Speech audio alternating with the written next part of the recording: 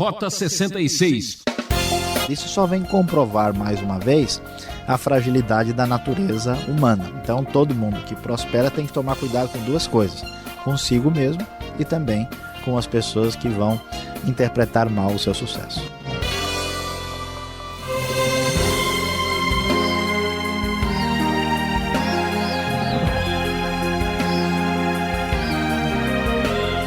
Você já sabe, está chegando até você o programa que está fazendo o maior sucesso, Rota 66. Essa é a série Gênesis, o primeiro livro da Bíblia. E vamos estudar o capítulo 31 com o tema Jacó em Rota de Fuga. Hoje você vai ver como Deus trabalha na vida e no caráter de um homem. Nem tudo que se enfrenta pode ser modificado. Mas nada pode ser modificado enquanto não for enfrentado. É isso que fez Jacó. E quem vai explicar esse texto é o professor Luiz Saião. Vamos acompanhar juntos mais essa lição. Preste atenção.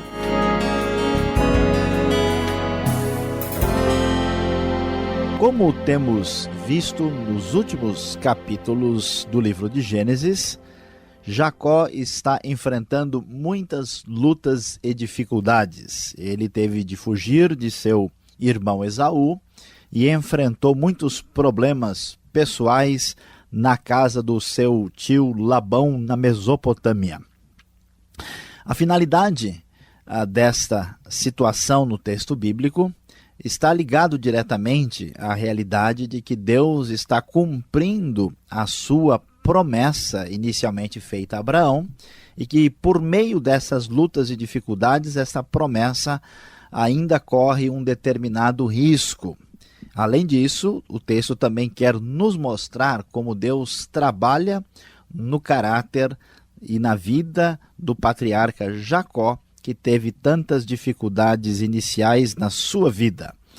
Como nós podemos ler na Nova Versão Internacional da Bíblia, o texto começa dizendo o seguinte: Jacó, porém, ouviu falar que os filhos de Labão estavam dizendo: Jacó tomou tudo o que o nosso pai tinha e juntou toda a sua riqueza à custa do nosso pai. E Jacó percebeu que a atitude de Labão para com ele já não era a mesma de antes. O que aconteceu? Jacó prosperou, como nós vimos no estudo anterior, e a sua prosperidade agora começa a incomodar o seu tio e os seus primos. Como ele trabalhou por cerca de 20 anos com seu tio Labão, e lá mesmo ele prosperou e ainda casou-se com duas das suas filhas, então começa agora a aparecer o ciúme e a inveja da prosperidade de Jacó. E o texto então nos mostra que a situação deles ficou muito difícil e complicada nesse momento. Diante desta situação, Jacó então conversa com Raquel e Lia e explica o que está de fato acontecendo. O texto da NVI, a partir do versículo 10, nos revela: Jacó disse claramente que Deus estava entregando os rebanhos de Labão para ele. Na época do acasalamento, tive um sonho em que olhei e vi que os machos que fecundavam o rebanho tinham listras, eram salpicados e malhados. O anjo de Deus me disse no sonho: Jacó, eu respondi, eis-me aqui. Então ele disse: olhe e veja que todos os machos que fecundam o rebanho têm listras, são salpicados e malhados, porque tenho visto tudo que Labão lhe fez. Sou o Deus de Betel, onde você ungiu uma coluna e me fez um voto. Saia agora desta terra e volte para a sua terra natal. Jacó então diz que está sendo direcionado pelo próprio Deus e explica que a prosperidade que ele tem tido não vem do acaso. Na verdade, como vimos no capítulo 30, a questão de colocar o rebanho perto dos galhos brancos descascados não realmente daria certo por si mesma. Esta bênção, essa prosperidade está totalmente relacionada com o que ele recebeu da parte de Deus por causa do encontro em Betel e a continuidade da aliança de Deus. Portanto, a família resolve de fato fugir e desaparecer, e vamos encontrar aqui Jacó com toda a sua família ou a sua caravana em rota de fuga. E eles então vão embora. E algo interessante e surpreendente acontece. O texto da NVI nos mostra, a partir do versículo 19, enquanto Labão tinha saído para tosquear suas ovelhas, Raquel roubou de seu pai os ídolos do clã. Em hebraico são os terafim. Foi assim que Jacó enganou a Labão, o arameu, fugindo sem lhe dizer nada. Ele fugiu com tudo o que tinha e, atravessando o Eufrates, foi para os montes de Gileade. Diante desta nova situação, quando Labão descobre que Jacó, com os rebanhos e toda a família tinham fugido, já estavam a uma boa distância, ele ficou muito revoltado, muito indignado com isso, e então parte em busca de Jacó em perseguição. Ele o faz por 7 dias até alcançá-lo. E versículo 24 da NVI nos diz que de noite Deus veio em sonho a Labão, o arameu, e advertiu: cuidado, não diga nada a Jacó, não lhe faça promessas nem ameaças. O texto nos mostra que todo esse conflito familiar, essa grande crise interna, que é uma ameaça à vida de Jacó e uma ameaça ao plano de Deus através dos patriarcas, está sendo monitorado celestialmente. Deus continua no controle e no cuidado da situação, e Labão é avisado. E mesmo assim Labão então chega-se a Jacó e a toda a família e caravana, e então reclama para ele, dizendo: escuta, o que foi que aconteceu? Por que é que você fugiu dessa forma? E o versículo 28, na Nova Versão Internacional, e os seguintes nos dizem: você sequer me deixou beijar meus netos e minhas filhas para despedir-me deles, você foi insensato. Tenho poder para prejudicá-los, mas na noite passada o Deus do pai de vocês me advertiu: cuidado, não diga nada a Jacó, não lhe faça promessas nem ameaças. Agora, se você partiu porque tinha saudade da casa de seu pai, por que roubou meus deuses? Jacó respondeu a Labão: tive medo, pois pensei que você tiraria suas filhas de minha força. Quanto aos seus deuses, quem for encontrado com eles não ficará vivo. Na presença dos vossos parentes, veja você mesmo se está aqui comigo qualquer coisa que lhe pertence, se estiver, leve-a de volta. Ora, Jacó não sabia que Raquel os havia roubado. Surpreendentemente, nós vemos a grande questão levantada no meio da conversa entre Labão e Jacó. Labão, agora um pouco mais calmo, diz: olha, se você queria visitar os parentes, estava com saudade de casa, é só me avisar, não precisa fazer isso. Na verdade, a situação estava difícil por causa da prosperidade de Jacó. Labão sentia-se de alguma forma lesado, porque achava que ainda era o dono de tudo. Mas ele fica preocupado, e alguém poderia pensar: mas no meio de tanta a questão familiar, com tantos rebanhos envolvidos e famílias, por que é que Labão está voltado exatamente para esses deuses ou esses ídolos do clã, que são os terafim? Na antiguidade, na região da Mesopotâmia, se acreditava que esses deuses eram um protetor da família, seria um tipo de ídolo do lar, na verdade de um lar do clã maior, conforme nós vemos aqui corretamente traduzido na Nova Versão Internacional. E se achava que a prosperidade, que o bem-estar estava relacionado com esse ídolo. Por isso, Raquel os rouba, achando que de alguma forma seria beneficiada, porque afinal de contas ela era também filha de Labão.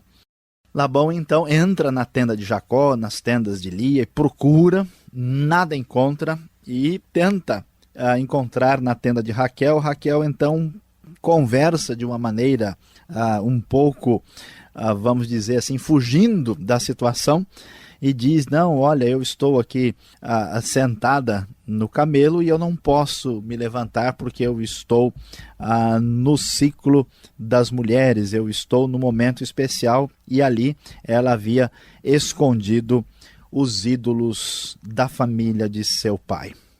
Diante disso, Jacó então perde a paciência e reclama com Labão, diz: olha, Você já vasculhou tudo, já procurou e não encontrou nada. Afinal de contas, qual é o seu problema, tio Labão? E Jacó, então, finalmente abre o arquivo de muita reclamação e diz na NVI, depois do verso 38, 20 anos estive com você, suas ovelhas e cabras nunca abortaram, jamais comi um carneiro do seu rebanho, nunca levava você os animais despedaçados por feras, eu mesmo assumi o prejuízo, e você pedia contas de todo animal roubado de dia e de noite. Jacó, o enganador, sofreu para poder crescer e aprender. Jacó sofria com calor e continua apresentando a sua ficha de sofrimento e dor, até que ele diz para Labão, no versículo 41, 10 vezes você alterou o meu salário, mas se o Deus de meu pai, o Deus de Abraão, o temor de Isaque não estivesse comigo, certamente você me despediria de mãos vazias. Mas Deus viu o meu sofrimento e o trabalho das minhas mãos, e na noite passada ele manifestou a sua decisão. Então nós vamos observar que por trás da prosperidade de Jacó, por trás do sofrimento, na luta com o tio Labão e nos conflitos familiares, Deus mantém o seu trabalho na vida do patriarca, a sua obra, para que ele se desenvolva e cresça, e ao mesmo tempo cumpre as suas promessas, lhe dando a prosperidade, lhe dando uma vida abençoada, os filhos, a geração, a semente que agora de fato se multiplicou, e também está cumprindo a sua palavra para finalmente, daqui a pouco nós vamos ver, levá-lo à terra que será definitivamente entregue à sua geração. E para finalizar todo o capítulo, diante disso, Labão e Jacó resolvem fazer um acordo, uma espécie de contrato da antiguidade. Eles juntam algumas pedras e a amontoam. Na NVI nós lemos que eles, ao fazerem isso, chamam o lugar de Jegar Saaduta, ou então Galeed, que é uma referência a um monte de pedras que serve como testemunha, uma espécie de elemento concreto de que o acordo de fato foi assinado entre as duas partes. Labão então diz o seguinte: este monte de pedras é uma testemunha entre mim e você no dia de hoje. Ele foi chamado Galeed, que quer dizer isso.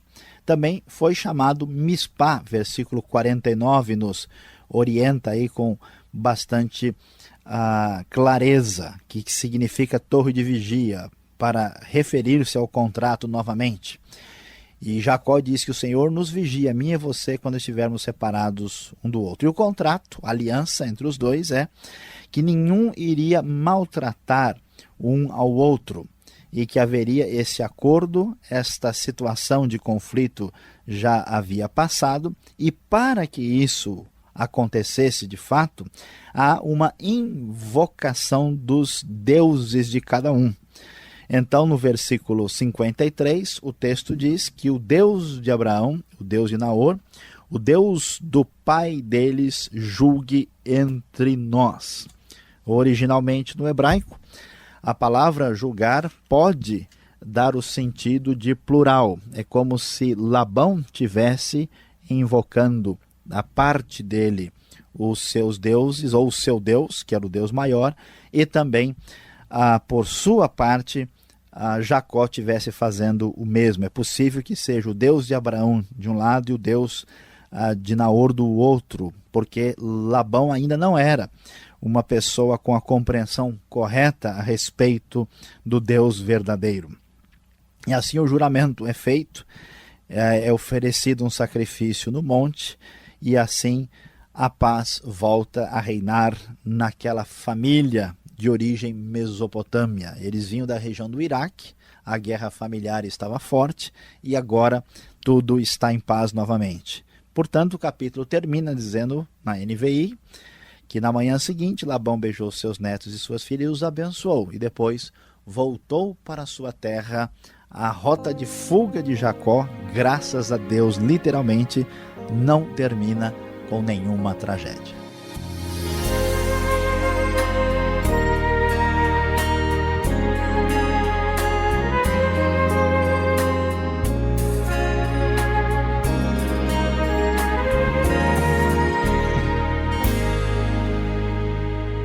Muito obrigado por sua audiência. Esse é o programa Rota 66, o caminho para entender o ensino teológico dos 66 livros da Bíblia. O tema desse estudo é Jacó em Rota de Fuga, baseado no texto de Gênesis, capítulo 31. Rota 66 tem a produção e apresentação de Luiz Saião, redação Alberto Veríssimo, locução Beltrão, uma realização transmundial. Você ficou com uma dúvida? Se prepare, porque agora não adianta fugir das perguntas.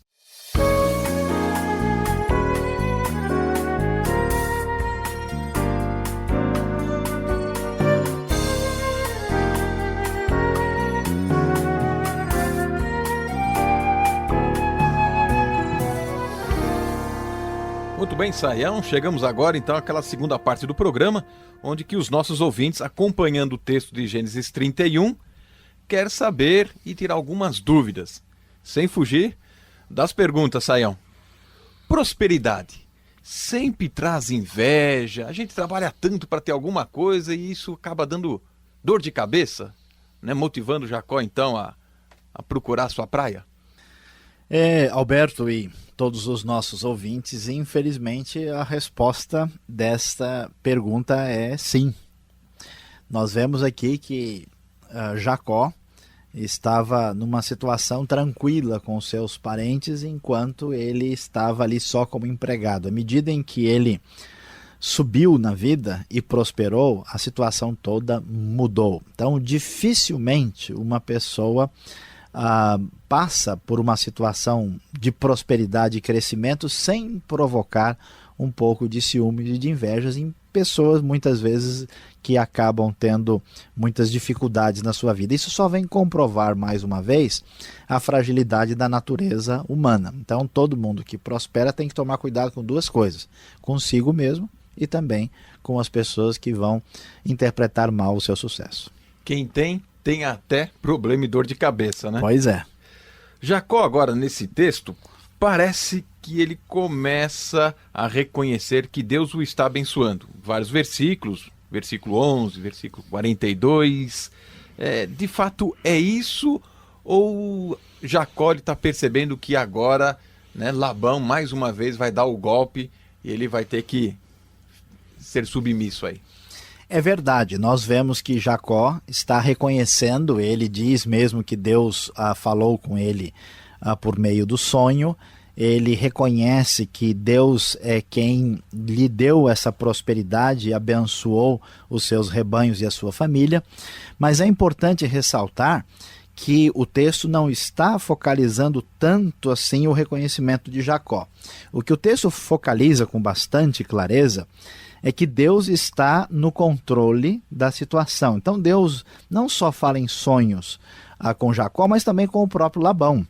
Deus, na verdade, está dizendo a Jacó que ele deve voltar para a sua terra. Mas, ao mesmo tempo, Jacó também está querendo isso, e é um problema de família que está acontecendo ao mesmo tempo. Então, ao contrário do que muitas pessoas gostam de insistir, não, é Deus que faz as coisas exclusivamente sem participação humana. Ou não, é o homem que escolhe e Deus fica assistindo lá do céu. Essas duas posturas, assim, às vezes um pouco radicais, elas não explicam suficientemente a Bíblia, porque aqui nós vemos que é verdade ao mesmo tempo que Jacó quer ir embora e toma a sua decisão, e ao mesmo tempo é verdade que Deus está controlando a situação e está falando em sonho a Jacó. Então, até o reconhecimento na vida de Jacó, que é um reconhecimento dele mesmo, também é obra de Deus. As duas paralelas andam juntas dentro da teologia bíblica. E vemos que família é essa na fuga, né? A própria filha, não é? Olhando aí para Labão, nós vamos agora encontrar um idólatra, e a própria Raquel enganando Labão. Ou seja, é um enganando o outro nessa casa, né? Não é nada fácil esse ambiente, né? Saião, Labão sendo idólatra, ele pode fazer uma aliança com Deus, como está lá no verso 52, 53? Não é estranho isso, invocar a Deus sendo um idólatra? Realmente parece estranho, mas precisamos entender corretamente qual é a situação aqui no tempo dos patriarcas. Deus é o Deus verdadeiro e é o Deus que está acima de toda fragilidade humana e cultural. E Deus começou a trabalhar com os patriarcas, com o próprio Abraão, quando ele ainda era idólatra na Mesopotâmia. Então Labão é parte dessa família. Eles, na verdade, são um pouco mais assim enoteístas, creem num Deus maior e nos deuses menores. E quando eles fazem um acordo na antiguidade, era normal, né, que cada um fizesse um juramento em nome do seu próprio Deus. O que Labão imagina e pensa é que o Deus de Jacó é um Deus grande, um Deus importante. É mais ou menos como talvez uma pessoa de um ambiente politeísta e que acredita em tudo quanto é santo, vamos dizer, fala, não, mas Jesus também é bom, olha, Deus dos cristãos também é maravilhoso, também entra no nosso time. Labão faz isso.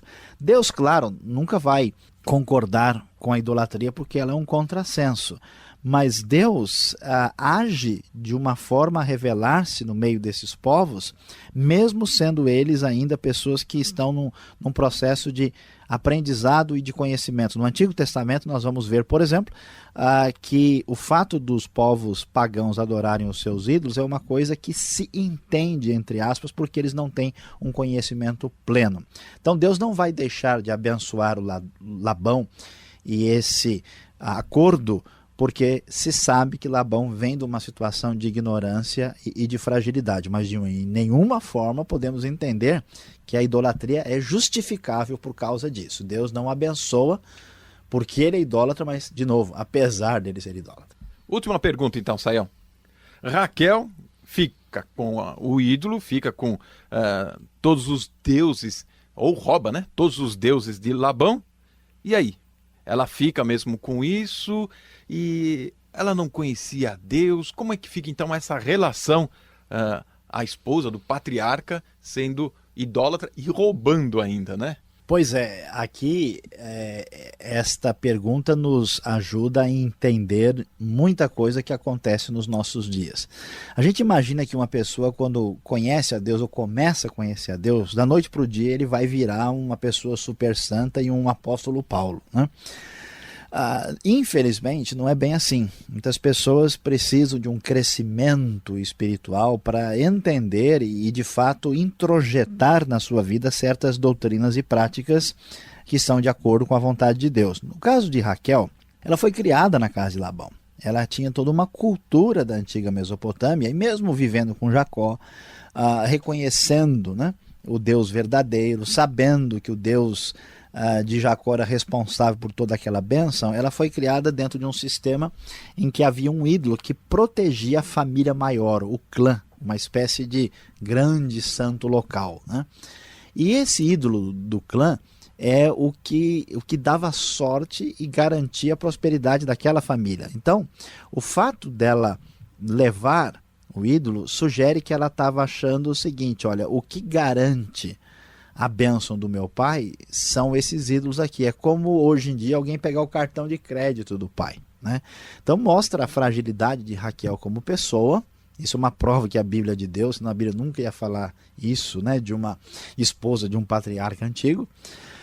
E ela faz isso com a intenção de receber alguma sorte ou fortuna por causa disso. Dá para entender a fúria de Labão e o desespero e a falta de educação de sair procurando em toda parte, porque é como se hoje ele falou, quem foi que pegou o meu cartão de crédito e que está querendo tirar a minha bênção, né? Se já não perdesse o grande gerente dos seus negócios, levado Exatamente. suas filhas, para complicar mais, ainda levam, né, a sua medalhinha, né? É o pé de coelho, a ferradura da época, mostrando o mesmo tipo de crendice popular que não tem fundamento nenhum, conforme nós sabemos. E Raquel fica na dúvida, ela falou, melhor carregar isso, né?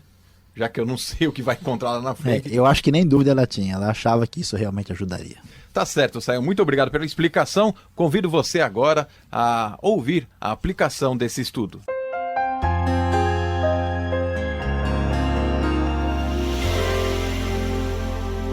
Em Gênesis 31, quando estudamos sobre Jacó em rota de fuga, aqui no Rota 66, temos uma lição de vida muito especial que surge nesse capítulo. nós vamos descobrir que, apesar de não percebermos, Deus vê toda a injustiça.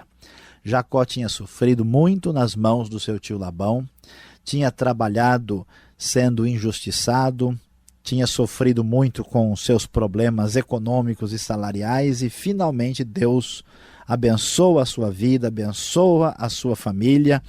E como nós pensamos muitas vezes, a justiça realmente tarda, mas não falha. Todo tipo de maldade e injustiça, mais cedo ou mais tarde, será cobrado por Deus. Labão não poderia continuar do jeito que estava. Deus abençoou a vida de Jacó e ele finalmente prosperou e foi abençoado, enquanto que Labão perdeu grande parte do que tinha porque ele era uma pessoa injusta. Lembre-se, não desista da justiça e saiba que o seu sofrimento, a sua dor e a injustiça que você sofre, Deus vê, Ele é o juiz perfeito.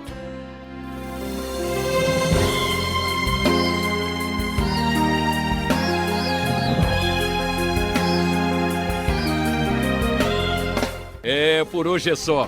O programa Rota 66 volta nessa sintonia e nesse horário. Não perca. Um forte abraço e até lá.